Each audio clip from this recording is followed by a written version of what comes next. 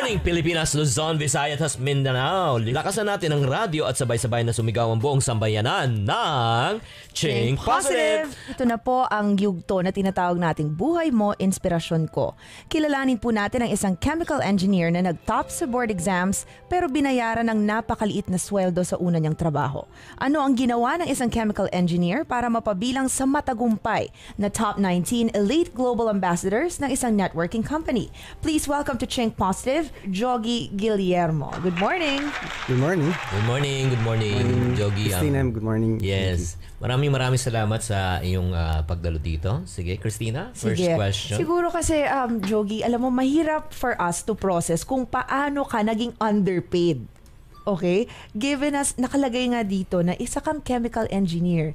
Di hamak na talagang mataas na kurso yan. And I'm sure, ibang klase din yung, sabihin natin, yung pinagdaanan mo para makamit mo yung title. Not just the title, but even yung, di ba, yung mga exams na kailangan mong ipasa.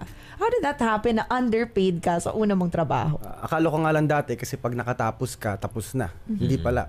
Pag nakatapos ka, umpisa pa lang. Tapos ka rin. Oo. Yung father ko, kailangan siyang pumunta ng Saudi para mas lumaki yung sahod, para mas masuportahan kami. Ilang taong ka pala? I was grade 2 nung umalis siya. Wow. He worked there for 16 years. Wow. And once a year siya umuwi, 1 month per year. So lumalabas 16 months ko lang siyang nakasama talaga. So tumanda ako sa picture. So technically, you are an OFW child. Yes.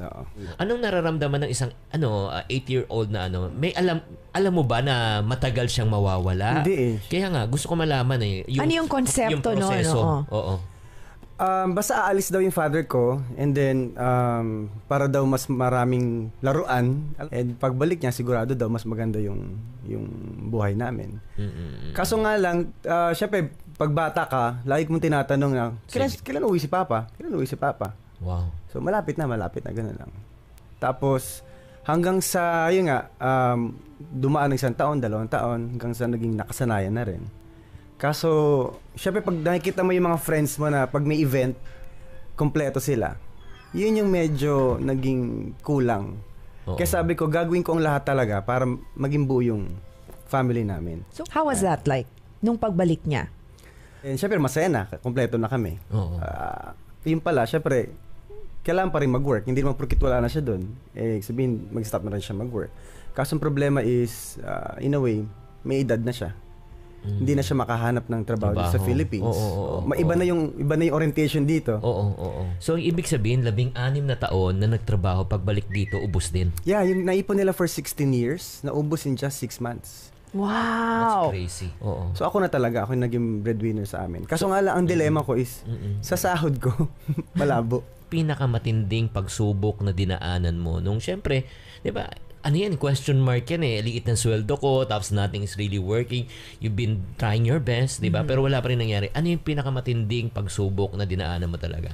So yung lowest point ko is nung one time na nagkasakit yung mama ko. Nagkaroon siya ng problem sa heart. Yung wala kang magawa. So kailangan lang humingi ng tulong sa kamag-anak sa US. Alam mo, Christina, this is a really typical OFW, no? Yung talagang hindi lang nangyayari sa Pamilya Jog at marami tayong mga manonood ngayon at nakikinig ngayon. I'm sure. Nakaka-relate kayo. Oo. At yung mga tao ngayon nandun, maari ito'y kapulutan nila talaga ng aral. Totoo yan. Okay, so now, Jogi, ano na yung naging diskarte mo? Given that failed na nga lahat, di ba? Yung 2 attempts to actually generate income, hindi, sabihin natin, it fell through. Anong diskarte mo na? One Thursday night, I received a call from a friend ng college days. Hanggang sa mayroon siya daw na-meet na engineer din, about my age, na was making big 6 figures per month. Pag ganyan kasi, I believe kaya yumaman na isang tao, bakit kumikita ng maganda? Kasi meron lang siyang alam na hindi ko lang alam. So, kailangan ko lang alamin ko ano yun. Kasi meron din silang ginagawa na hindi ko lang ginagawa. So, yun pala, networking. So, nung una, ayoko kasi sabi ko, hindi ko yan linya. Kasi dalawa klase ng tao may career-oriented and may result-oriented. Okay, ulitin natin. Career-oriented and result-oriented. Oriented. How would you differentiate the two? Yung career-oriented, eto yung after your schooling, syempre gamitin mo yung pinag-aralan mo. And to the point na it doesn't matter kung magkano income mo, importante masaya ka sa ginagawa mo. Okay, Yun oo. Galing ako doon. Parang madaming taong nanlilinya sa ganyang category. Hello. Okay. Nag-enjoy pero every paycheck, yung pera, dumadaan lang sa kamay. So ano naman yung result-oriented? Ito naman yung, it doesn't matter kung anong ginagawa mo, basta moral, legal, ethical. Importante yung take home mo for your family. So nung nakita ko yung resulta nitong tao na to, sabi ko gusto ko yan, kahit di ko niya yan, gagawin ko talaga yan. Hanggang sa pinag-aralan ko siya. Kasi kailangan yun eh. And I believe you have to master your craft. And kailangan mong matuto sa ibang tao. Kasi the fastest is to learn from other people's experience. Yun ang alam ko. Okay, so, And how would you make sense of yung discovery na kailangan mo pala talaga mag-transition? Diba? And to really set aside kung ano man yung pinag-aralan mo. At saka you have to remember, Chinky, mataas yung tinapos ni chemical Jogi, diba? engineer Chemical engineer siya. Kasi pinaka-problema ko dun yung unang-una yung pride ko eh. Kasi syempre, 'di ba, I'm a professional. Yes. 'Di ba? So, kumbaga ano sasabihin ng mga friends ko, bakit andiyan ako sa ganitong klaseng linya. Pero sabi ko nga, you have to swallow your pride. Okay, Jogi, pwede maikwento ng mabilis, no? Yung ngayon, kung ano yung ginagawa mo. Oo. Now I'm involved with AIM Global. So nag-start ako May 2009. Sabi ko, that was my birthday month, yung May. So sabi ko, gagawin ko to para next year iba naman ang birthday ko. So invited a few of my friends and good news naman po, lahat din sila ayaw nila ulit. Ayaw nila ulit. Same na naman. Aborin. Ganun din. Yung first 66 ko, hindi naniwala. Binilang niya. Grabe. Ika 67 yung naniwala. From Davao naman yun. By the name of Mr. Jun Agaraw. Okay. So itong Jun Agaraw, dating embalsamador to. In a matter of embalsamador. Katakot. Okay. In a matter of 3 months, talagang lumaki yung network niya. Okay. Nagkaroon siya ng first car niya, yung Montero Sport. Wow. And then 6 figures per month na rin siya. Oo. And then ngayon na siya, 3 sasakyan, latest car niya is Hummer. Wow. You know, Hummer? Martilyo. Of course. Ano yung tao mo? Yeah, direct ko to. Wow.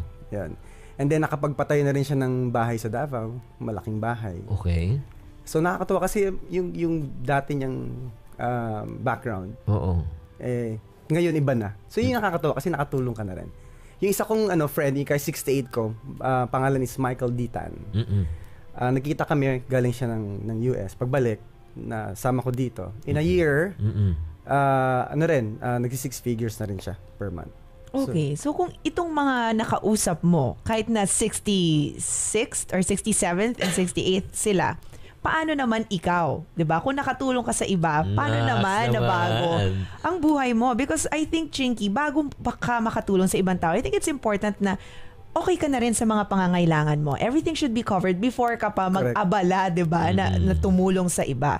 So ano yung mga naipundar mo? If we're talking about yung mga natulungan mo, nakapagpatayo ng bahay, may ganitong klaseng sasakyan, where does that leave you? Now I have 4 cars. Yes. Can I borrow one? Okay. Yung first ko is Pajero. Second ko is Tucson. Okay. Yung third ko is yung sports car na Nissan 350Z. And yung fourth ko is Hummer din. Okay, the reason why pinag-usapan natin to Chinky is because we want to highlight the fact na results-oriented siya. Okay? So definitely gusto niya yung end result. Kung ano man yung outcome, 'di ba? Kung ano yung yung mga naipundar mo. Oo. Ano naman ang feeling na wow, 'di ba? Parang from being career-oriented, you shifted to being results-oriented and yan na yung mga nakikita mo ngayon pag uwi mo sa bahay. Kasi naniniwala ko na kahit na hindi ko ginagamit yung profession ko, I'm still a chemical engineer. So pwede kong balikan siya. Pero importante sa akin kasi is yung sa family talaga. Oo. So nung una yung wife ko, ayaw niya ako ulit mag-network na ulit. Pero dahil nasa kanya na yung ATM ko, mahal na daw niya ako. Ay, nako. Meaning, di ba, importante pa rin, resulta pa rin. Pero sa parents mo naman, interested ako sa parents ngayon. Ano naman yung kay Pep, mama, papa? Siyempre, di ba, una, sila negative. Kasi sabi nila, sinayang ko daw yung career ko, yung pagiging engineer ko. So, pero nung siyempre nag-aabot ka na, mag-iiba talaga yung timpla. Ano sabi? Anak, paano sumali dyan? Naks naman. Sabi sa akin, buti na alak, hindi ka nakinig sa akin nung nagsimula ka. Alam mo, pinapakita namin yung mga pictures talaga. Iba, alam mo, I'm sure yung feeling ba? Ano ba ang pictures na nakita natin sa screen for the benefit of our radio listeners? Yung mga pictures na nung paano siya nagsimula, tapos paano ngayon siya nag-abroad, na bago yung buhay niya, kasama yung mga pamilya niya, nag-abroad lang siya. Travel, di ba? Parang anong nararamdaman mo ngayon, Jogi? Anong nararamdaman mo? Cloud9 talaga ako ngayon. Kasi hindi ko na-expect naman na ganito rin yung mangyayari sa akin. So, nung umpisa kasi, sabi ko, susubukan ko lang. And sabi nga, hindi mo malaman para sa ito hanggang di mo sinubukan eh. So, yung family ko nga, nadadala ko na sa lugar na hindi namin dati napupuntahan and nakakapagbakasyon na kami. So, I've been to US na rin, Europe. Kakauwi ko lang galing Kuwait. Wow. And then, basta overwhelming yung feeling ko. Okay. Ano mapapayo mo naman sa mga tao ngayon? Medyo siguro ganun din. Transition, di ba? Tapos sabihin natin, career-oriented masyado and disgruntled sa what's sa salary na tinatanggap nila every month. Pero they feel na meron talaga silang potential to make more. Sa mga nag-iisip ngayon na if sa career na kinuha nila hindi sila happy or yung result nila hindi nila gusto, well, you just have to be open-minded. Kasi if you close your doors sa ibang opportunity, hindi mo makikita yung para sa kung saan ka para talaga. So, kung na-encounter mo yung ganitong klaseng business, well, sa akin, you have to, tignan mo lang. Pag-aralan mo. Kasi wala namang mawawala eh. And ang pinakamahirap kasi is, what if may mangyari sa'yo at hindi mo tinry? Wala ka magiging successful. Ano yung kukwento mo? Yeah. Sabi nga you have to be tested in life for you to have a testimonial. Wow. Love that. Nagbigay ng buhay, ng inspirasyon na huwag kayo talaga mawawalan ng pag-asa. Kahit na nag-transition kayo, marami kayong best bumaksak. Si Jogi, tumayo muli, ngayon ay naging matagumpay. Okay? Parati namin sinasabi sa programang ito, to every problem, there's always a solution. If you're not part of the solution, you're part of the problem. Always think positive.